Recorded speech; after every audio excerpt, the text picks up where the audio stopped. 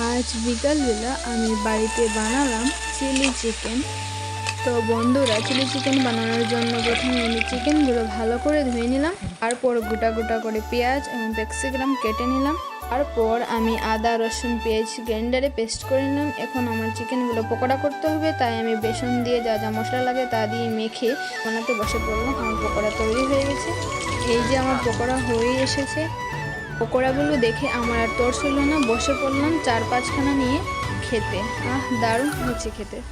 তারপর আমি পকোড়া ভাজার তেলের মধ্যে পেস্ট করা আদা রসুন এবং পেঁয়াজ ভালো করে নেড়ে চেড়ে তার মধ্যে দিয়ে দিলাম দুটো ক্যাপসিকাম এবং পেঁয়াজ দিয়ে ভালো করে খানিকক্ষণ নেড়ে চেড়ে যা পকোড়া বানিয়েছিলাম এগুলো দিয়ে আবারও খানিকক্ষণ নেড়ে চেড়ে নামিয়ে খেতে বসে পড়লাম। কেমন হয়েছে আমার চিলি চিকেন অবশ্যই কমেন্ট বক্সে জানিয়ে। কি বলবো বন্ধুরা, আমার তো দারুণ লেগেছে খেতে। তোমরা এরকম বাড়িতে একবার ট্রাই করে দেখো, অনেক ভালো লাগবে খেতে।